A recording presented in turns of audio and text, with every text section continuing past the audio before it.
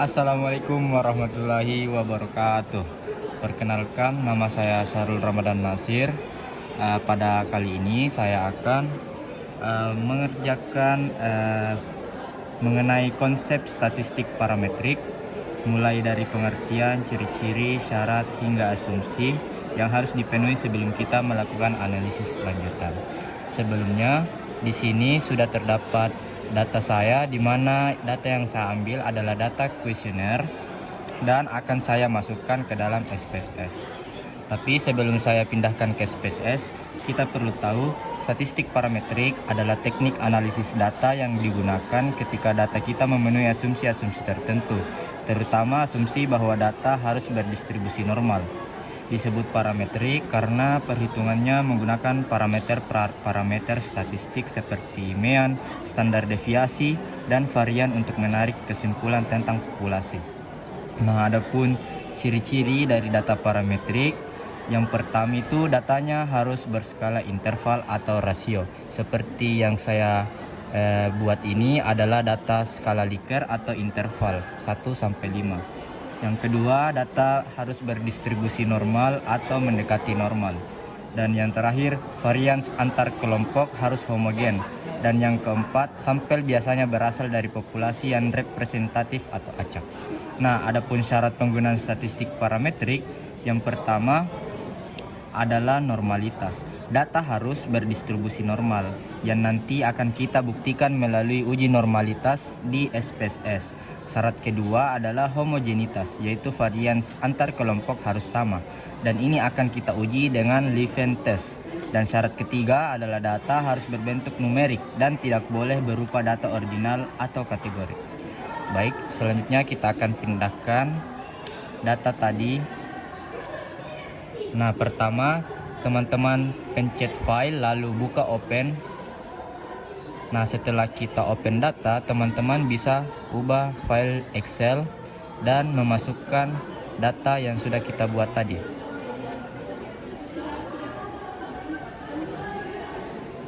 Baik, kita tunggu. Nah, setelah kita diberi tampilan ini, teman-teman jangan lupa untuk mencentang pada bagian yang pertama ini. Lalu kita pencet OK.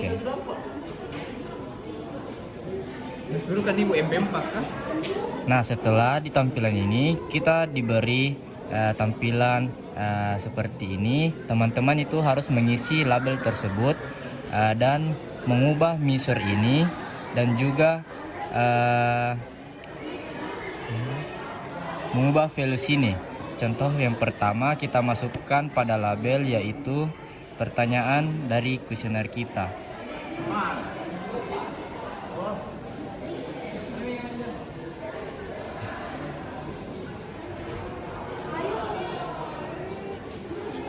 Nah, setelah kita isi label ini, values juga kita ubah. Jadi contohnya seperti 1. Terus labelnya sangat tidak setuju. Begitu seterusnya kita add, lalu kita tambah juga 2 dan seterusnya sampai 5, yaitu sangat setuju. Nah, setelah kita isi values-nya, kita juga harus mengubah measure ini dari nominal menjadi scale. Begitu seterusnya sampai variabel yang ke-9. Baik, di sini kita sudah mengisi label-label tersebut dan juga kita mengubah values ini dan measure-nya. Setelah kita ubah data-data ini, kita akan menguji asumsi yang pertama, yaitu asumsi normalitas. Nah, sebelum itu kita harus mengetahui bahwa di SPSS ini kita biasanya di uji normalitas ini kita biasanya menggunakan Kolmogorov, Smirnov, atau Shapiro-Wilk. Tujuannya adalah untuk melihat apakah data berdistribusi normal. Kriterianya itu bisa kita lihat dari nilai signifikansinya atau sig lebih besar dari 0,05. Maka data dinyatakan normal. Sebaliknya, jika SIG atau sig kurang dari atau sama dengan 0,05, maka data kita itu tidak normal. Baik, untuk menguji asumsi normalitas, kita pencet analyze dulu. Lalu kita buka deskriptif statistik dan explore. Nah, Setelah kita diberi ini, kita harus memasukkan semua data-data atau data responden kita ke dependent list. Nah, setelah datanya semua masuk, kita pencet plots, lalu kita centang normality plots with test. Kita continue, lalu kita oke. Nah, setelah diberi output seperti ini, maka akan diberi tampilan seperti ini. Nah, kita bisa lihat di sini dari tabel berikut dapat dilihat nilai SIG-nya ini 0,05 dan dapat disimpulkan bahwa data yang kita uji ini atau data yang kita punya itu tidak terdistribusi normal karena nilai SIG ini kurang dari 0,05. Normalitas ini penting karena bisa menjadi syarat utama boleh atau tidaknya kita menggunakan uji parametrik. Karena tes uji normalitas kita tidak normal, maka kita diharuskan untuk menguji non parametrik. Selanjutnya yang kedua ada uji homogenitas atau Levene test, yang mana kita pencet analyze juga, terus kita masuk pada compare means. Setelah itu kita turun ke paling bawah sekali, di mana kita pencet one way ANOVA. Nah, setelah kita masuk di sini, kita disuruh memasukkan satu data kita di dependent list dan juga satu data kita ke faktor. Nah, setelah itu kita pencet option, kita centang homogeneity of variance test. Oke, kita continue, lalu kita oke. Nah, kita tunggu hasil outputnya. Nah, setelah kita lihat outputnya, di sini yang kita perhatikan adalah nilai signifikansinya. Jika nilai signifikansinya lebih besar dari 0,05, berarti varians antar kelompok adalah homogen atau sama. Jika nilai SIG kurang dari 0,05, maka varians dianggap tidak homogen. Pada output saya, nilai ini lebih besar dari 0,05 karena nilai output saya di mana adalah 0,630, sehingga dapat disimpulkan bahwa varians antar kelompok adalah homogen. Ini berarti penyebaran data antar kelompok tidak memiliki perbedaan varians yang besar. Jadi dari kesimpulan uji normalitas dan homogenitas dapat disimpulkan bahwa data saya itu tidak memenuhi syarat untuk uji parametrik meskipun variansnya homogen. Oleh karena itu, pada analisis berikutnya saya akan menguji uji non parametrik yang lebih sesuai dengan karakteristik data. Walaupun hasil uji normalitas saya tidak normal, saya akan tetap melakukan uji parametrik, yaitu uji T. Hal ini saya lakukan karena dalam tugas kami memang diminta untuk tetap menampilkan contoh uji parametrik. Secara teori, uji parametrik itu idealnya digunakan ketika data normal. Namun dalam konteks pembelajaran ini, uji T tetap saya jalankan untuk menunjukkan cara mengoperasikan dan membaca outputnya di SPSS. Jadi dalam video ini saya akan tetap menampilkan uji T sebagai bagian dari tugas parametrik. Untuk menguji uji T pada SPSS ini, kita pencet analyze. Terus setelah kita pencet analyze, kita masuk ke compare means seperti yang tes homogenitas tadi. Lalu kita ke one sample t test. Nah, setelah itu kita masukkan satu data. Terus kita ubah value-nya menjadi 3 karena kita menggunakan skala Likert 1 sampai 5. Jadi saya menggunakan value 3 untuk netral. Kemudian optionnya itu di sini harus 95%. Lalu kita continue, lalu kita oke. Nah, pada output uji one sample t-test ini terlihat bahwa rata-rata responden adalah 4.10. Hasil uji menunjukkan nilai SIG 2 Taillet lebih kecil 0,05. Artinya terdapat perbedaan nilai yang signifikan antara mean responden dan nilai pembanding 3.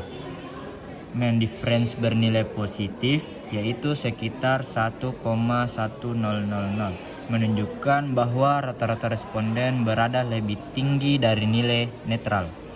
Atau dengan kata lain, responden cenderung setuju terhadap pernyataan saya merasa cukup berharga. Nah, interval kepercayaan 95% juga seluruhnya bernilai positif, yang berarti perbedaan ini konsisten dan tidak terjadi secara kebetulan.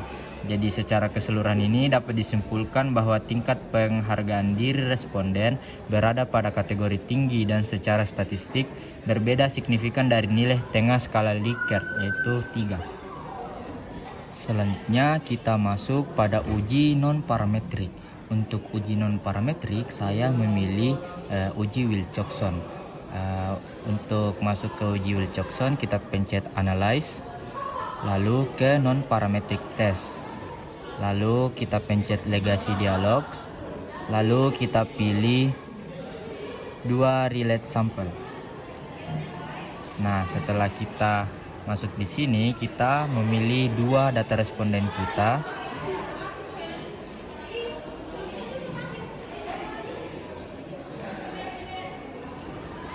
Nah, kemudian kita centang yang Wilcoxon ini, lalu kita OK.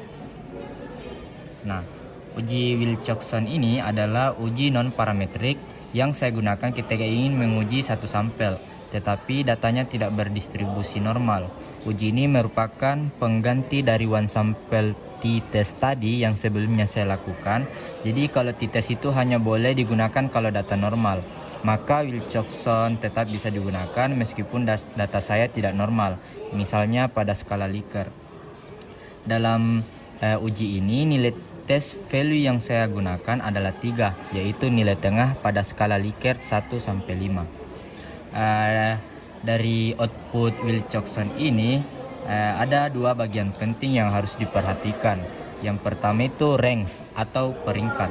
Bagian ini tidak banyak digunakan untuk laporan, hanya menunjukkan bagaimana SPSS mengurutkan selisih antara skor responden dengan nilai test value. Dan yang kedua ada tes statistik. Bagian inilah yang kita gunakan untuk menarik kesimpulan. Di dalamnya ada nilai Z, yaitu statistik uji Wilcoxon, dan asim sig 2 Taillet, nilai signifikansinya atau p-value. Nah, pada hasil tes statistik ini kita melihat nilai Z itu adalah min 6,011 dan nilai signifikansinya adalah 0,000. Karena nilai signifikansinya lebih kecil dari 0,05, maka dapat disimpulkan bahwa median persepsi harga diri responden berbeda secara signifikan dari nilai 3, yang artinya tingkat harga diri responden saya tidak berada pada kategori sedang, tetapi lebih tinggi atau lebih rendah tergantung dari nilai median yang dihasilkan. Dari hasil SigneRanks terlihat, yang ini terlihat bahwa terdapat 46 responden yang memiliki skor lebih rendah dari nilai patokan, sedangkan hanya 2 responden yang memiliki skor lebih tinggi. Dengan demikian dapat disimpulkan bahwa skor penilaian responden cenderung berada di bawah nilai standar yang ditetapkan. Baik, mungkin hanya itu yang bisa saya jelaskan. Kurang dan lebihnya mohon dimaafkan. Sekian, assalamualaikum warahmatullahi wabarakatuh.